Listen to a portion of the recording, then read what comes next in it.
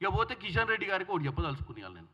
కిషన్ రెడ్డి గారు, మీరు చాలా క్లీన్ మనిషి, బాగా చిత్తశుద్ధి ఉన్న వ్యక్తి అని ప్రజలు నమ్మాలనే కదా మీ బాధ. ఇవాళ మీరు ఏమంటారు, నా వల్లనే ఇవాళ ఎయిర్పోర్ట్ వచ్చింది, నా వల్లనే తెలంగాణలో ఇవాళ అన్ని బతుకుతున్నారు ప్రజలు అంటున్నావు కదా, కరెక్టే, ఒప్పుకుంటున్నాం పో, నీ వల్లనే అని. నీ వల్లనే ఇంకా ముందు ముందు కూడా RRR, ఆ తర్వాత మెట్రో, ఆ తర్వాత మూసీ ప్రక్షాళన, ఆ తర్వాత radial roads, skill university, sports university కూడా తీసుకొస్తే బ్రహ్మాండంగా ఉంటుంది కదా. పొద్దున్న లేస్తే ఇవాళ మా బాధ ఏంటంటే, పైన ముఖ్యమంత్రి గారు పోయినప్పుడు ఏమో ప్రధానమంత్రి సానుకూలంగా స్పందిస్తుండు. సరే, మంచి పాజిటివ్ యాటిట్యూడ్ తోటి వస్తుండు ఒక చీఫ్ మినిస్టర్, గత ముఖ్యమంత్రి కంటే 100 బాల్ నయమని చెప్పి ప్రధానమంత్రి ముఖ్యమంత్రిని బాగా రిసీవ్ చేసుకుంటుండు, మర్యాద ఇస్తుండు. యంగ్ చీఫ్ మినిస్టరు ఏదైనా మంచి చేస్తే బాగుంటుందని ఇట్లా థాట్ రాగానే వీళ్ళు పోయి చెప్తారు, సార్ ఆయనకి ఏమైనా ఇచ్చావు, మా అన్యాయం అయిపోతాం, మళ్ళీ మనకు చెడ్డ పేరు వస్తుంది. ఆ ప్రజలు ఏమన్నా కానీ ప్రజలతో మనకేం సంబంధం సార్, వీళ్ళు ఫెయిల్ కావాలి, వీళ్ళకు పైసలు ఇవ్వద్దు, వాళ్ళకి రావాల్సిన కరెక్ట్ పర్సంటేజ్ ఏదైతే ట్యాక్స్ రూపంలో వచ్చిన పైసలు ఇవ్వద్దు, వాళ్ళకి రావాల్సిన నిధులు ఇవ్వద్దు, వాళ్ళని ఎండబెట్టాలి, ఎండబెడితే ఆకలికి రాజకీయంగా పోతారు, పోయినాక ఇక మనమే కదా సార్ కొద్దిగా చూసి అని చెప్పి చెప్పడం వల్లనే ఈరోజు ముఖ్యమంత్రి రేవంత్ రెడ్డి గారు తెలంగాణ ప్రజల ముందు ఆయనకు చెప్తుడు. మొన్న ఒక పెద్ద మనిషి సినిమా ప్రొడ్యూసరు రియాల్టర్ చచ్చిపోయాడు దుబాయ్లో, కేదార్ బాబు. మరి పోనీ కేదార్ బాబు ఎవరో రియాల్టరు, సినిమా యాక్టరు, సినిమా ప్రొడ్యూసర్ అంటే పట్టించుకోకుండా ఏదో చచ్చిపోయిండు, మన తెలంగాణ వాసి చచ్చిపోయిండు కాబట్టి డెఫినెట్గా ఎంక్వైరీ కావాలి, మన తెలంగాణ బిడ్డ అన్యాయంగా ఏమైనా చచ్చిపోయిందా, ఆడేమైనా కాన్స్పిరసీ ఉందా అనేది ఎంక్వైరీ ఒకటి. మరి కేదార్ బాబు చరిత్ర తొమ్మిది చూస్తే మొత్తం వీళ్ళే హీరోలంతా వెనకనే ఉర్రు. పబ్బులు పెట్టినప్పుడు వీళ్ళే పెట్టించారు, విమానాల కంపెనీ పెట్టించి విమానాలు కిరాయికి తిప్పే సంస్థ వీళ్ళే పెట్టించారు. దుబాయ్లో, ఇక దుబాయ్ అంటే మీకు చాలామందికి దుబాయ్ అంటే ఓన్లీ ఆడ బుర్జ్ ఖలీఫా చూడనిక ప్రజలు పోతారన్న ఒక అపోహ ఉంటుంది కామన్ మ్యాన్కి. దుబాయ్ అంటే ఏంటంటే నల్లధనాన్ని తెల్లధనం చేసుకోనికే ఒక ట్యాక్స్ హెవెన్ అది. ప్రపంచ దేశాలల్లో ఎక్కడ కూడా ఈ కరప్టెడ్ పొలిటీషియన్స్ వాళ్ళ డబ్బును దాచుకోనికే వాడుకునే జాగనే దుబాయ్. ఈ దుబాయ్లో కేదార్ అనే వ్యక్తి ఆ రోజు 10 సంవత్సరాల్లో నీళ్లు నిధులు నినాదంతో తెచ్చుకున్న తెలంగాణను లూటీ చేసిన పైసలు దుబాయ్కి పోయినాయని నాకు డౌటు. దీనికి సమాధానం చెప్పాలి. ఈ కేదార్ అనే వ్యక్తి ఈయన 22వ తారీఖు ఈయన దుబాయ్ పోతే ఆయన 24వ తారీఖు చచ్చిపోయాడు పొద్దున. మరి ఏం జరుగుతుంది?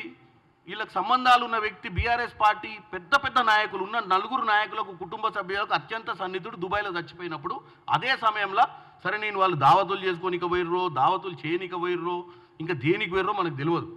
కాకపోతే ఆ రోజు డెఫినెట్గా కొంతమంది ముఖ్య నాయకులు అక్కడ ఉర్రు. మరి వీళ్ళకి అక్కడ పోవాల్సిన అవసరం ఏంది? అదే సమయంలో కేదార్ అనే వ్యక్తి ఓవర్ నైటు ఎలా చచ్చిపోయిండు దానికి ఎంక్వైరీ జరగాలి. ఎందుకంటే కిషన్ రెడ్డి గారు ఈరోజు తెలంగాణలో ఒక బాధ్యత గల సెంట్రల్ క్యాబినెట్ మినిస్టరు. నేను కిషన్ రెడ్డి గారికి ఓపెన్ లెటర్ రాస్తున్నా దీని మీద ఎంక్వైరీ చేయమని. మీకున్న సెంట్రల్ ఏజెన్సీస్ మళ్ళీ ఎవరో వచ్చి చెప్తారు మాకేం సంబంధం, దుబాయ్లో మా ప్రభుత్వం ఉందా అంటారు, ఎవడో అమెరికాలో మా ప్రభుత్వం ఉందా అన్నట్టు. దుబాయ్లో మీ ప్రభుత్వం ఉందా అని కాదు, అమెరికాలో ప్రభాకర్ రావు తెమ్మంటే అమెరికాలో మా ప్రభుత్వం లేదు కదా అన్నాడు ఒక పెద్ద మనిషి. ఎవరు? ఇదే కిషన్ రెడ్డి గారు, బండి సంజయ్ గారు. నేను ఇప్పుడు కిషన్ రెడ్డి గారికి దుబాయ్లో కూడా మీ ప్రభుత్వం లేదని తెలుసు, కానీ తెలంగాణ ప్రజలకు సెంట్రల్ గవర్నమెంట్ తలుచుకుంటేనే ఏజెన్సీలు పనిచేస్తాయి వేరే ప్రభుత్వాలతోటి, వేరే దేశ ప్రభుత్వాలతోటి. తెలంగాణ రాష్ట్ర ప్రభుత్వం దుబాయ్ ఉన్నటువంటి గవర్నెన్స్ తోటి ఆపరేషన్ చేయదు. ఈ వ్యక్తి నార్మల్ వ్యక్తి కాదు. ఈ వ్యక్తి కేదార్ అనే వ్యక్తికి అత్యంత సన్నిహితుడైనటువంటి వ్యక్తి.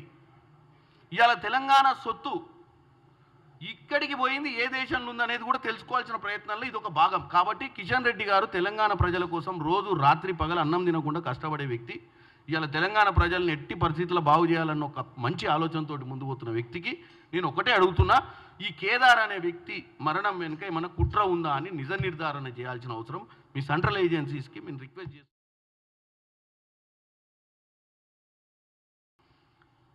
ఎయిర్పోర్ట్ ఒకటి వచ్చింది, దాని మీద పంచాయతీ పెట్టుకోవడం కాదు. ఫస్ట్ ఎయిర్పోర్ట్ వచ్చింది, మా హయాంలో వచ్చింది, ముఖ్యమంత్రి మేము, ప్రధానమంత్రి మీరు, ఇది ప్రజలకు తెలుసు. రేపు హిస్టరీలో కూడా రాస్తారు. వరంగల్ ఎయిర్పోర్ట్ ఏది ముంగనూరు ఎయిర్పోర్ట్ ఎప్పుడు, మామ్నూరు ఎయిర్పోర్ట్ ఎప్పుడు వచ్చిందా అంటే చరిత్రలో రాస్తారు. ముఖ్యమంత్రి రేవంత్ రెడ్డి గారి హయాంలో ప్రధానమంత్రి నరేంద్ర మోడీ హయాంలో అప్పుడున్నటువంటి సెంట్రల్ మినిస్టర్ కిషన్ రెడ్డి గారు పెట్టినటువంటి ఎఫర్ట్స్ వల్ల వచ్చిందని ఎవడైనా రాస్తారు. అప్పుడున్నటువంటి ఎంపీలు ఉంటారు, లోకల్ ఎంపీ ఉంటారు, అందరూ ఉంటారు. వాళ్ళ శంకుస్థాపన మీద వాళ్ళ పేర్లు కూడా ఉంటాయి.